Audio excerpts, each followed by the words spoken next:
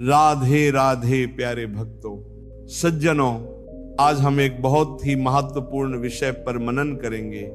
अपना दुख लोगों से कहना बंद करो। बेटा, ये बात जितनी साधारण लगती है उतनी ही गहरी है। हम में से अधिकतर लोग जब भी कोई कष्ट आता है तो दौड़ पड़ते हैं किसी को सुनाने के लिए। किसी को फोन कर देंगे, किसी को रोकर बता देंगे, किसी के सामने अपना दुख बहा देंगे। पर क्या उससे दुख कम हो गया? नहीं, बल्कि मन और भारी हो गया। भक्तों, संत कहते हैं जिसने दुख सहकर प्रभु का स्मरण किया वही सच्चा साधक हुआ, और जिसने दुख को दुनियादारी की बातचीत में उड़ेल दिया वह कभी भी उस अमूल्य आत्मल को प्राप्त नहीं कर पाया। देखो बच्चा, जब तुम किसी से अपने दुख कहते हो तो 3 नुकसान होते हैं। पहला, सामने वाला तुम्हारा दुख सुनकर खुश भी हो सकता है। इस दुनिया में सब तुम्हारे हितैषी नहीं है। कुछ तो ऐसे होते हैं जो तुम्हारी तकलीफ में भीतर से मुस्कुरा रहे होते हैं। दूसरा, जब तुम बार बार किसी से अपनी परेशानी कहते हो तो वह व्यक्ति तुम्हें कमजोर मानने लगता है।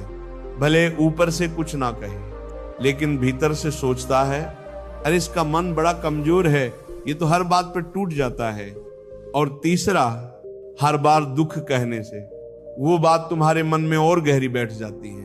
तुम्हें लगेगा कि कह देने से हल्का हो गया, पर सच्चाई ये है कि बार बार बोलने से वो पीड़ा स्थायी रूप से तुम्हारी चेतना में बस जाती है। संत तुकाराम जी महाराज कहते थे, जब मन दुखी हो तो उसे नाम में समर्पित कर दो।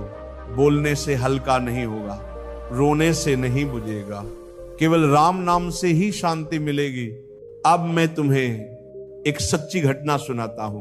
एक गांव में एक वृद्ध भजनानंदी रहते थे। उनका नाम था हरिदास जी। घर में कठिन स्थिति थी। बेटे उन्हें ताने मारते थे, बहू तिरस्कार करती थी और पोता पानी तक नहीं पूछता था। लेकिन 70 वर्ष की अवस्था में भी उनका चेहरा शांत रहता था। गांव के कुछ लोग बोले, बाबा तुम्हारे जीवन में इतनी परेशानी है, फिर भी तुम्हारे चेहरे पर इतनी शांति कैसे? हरिदास जी बोले, मैं दुख को भगवान से कहता हूं, दुनिया से नहीं। जब तक लोगों से कहता था दुख बढ़ता था, लेकिन जब प्रभु के सामने आंसू बहाए तो भीतर हल्का हो गया।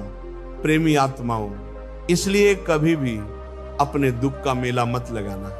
हर किसी को मत बताना कि तुम क्या झेल रहे हो। जिनसे कहना है वो तो केवल 2 हैं, एक भगवान, दूसरे तुम्हारा सच्चा गुरु।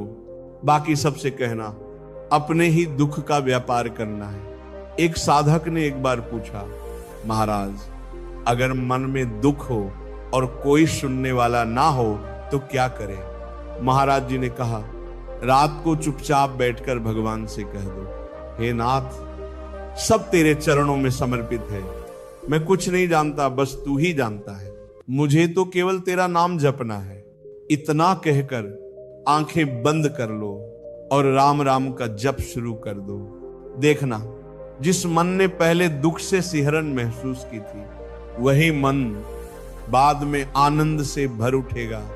भजन प्रेमियों, अगर तुम चाहते हो कि मन मजबूत हो तो नाम जप को अपना सहारा बनाओ। लोगों को अपनी तकलीफें सुनाने से कुछ नहीं होगा, बल्कि उनकी दृष्टि में तुम गिर जाओगे और फिर एक दिन वही लोग तुम्हारा मजाक भी बनाएंगे। अब एक और उदाहरण सुनो।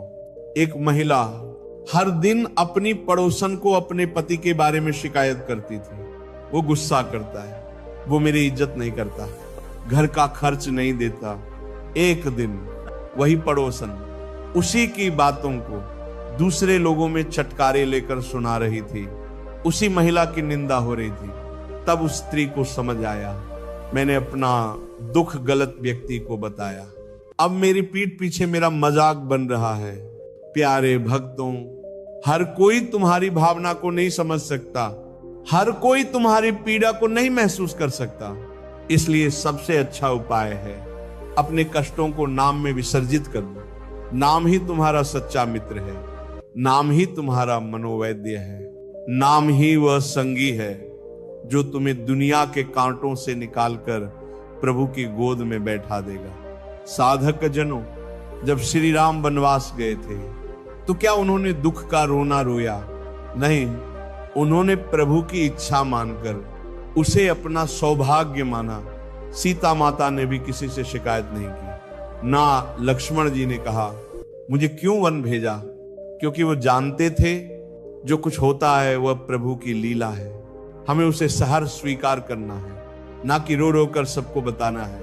भक्तों, आज भी बहुत से लोग कहते हैं मैं अकेला हूं, कोई सुनता नहीं, जीवन बोझ लग रहा है। तो बेटा, मैं तुम्हें स्पष्ट कहता हूं, नाम जप में लग जाओ, नाम के साथ रो, नाम के साथ हंसो, नाम के साथ जियो। फिर देखना, किसी को कहने की जरूरत ही नहीं पड़ेगी। तुम्हारा मन इतना हल्का हो जाएगा कि दूसरों को सांत्वना लगोगे।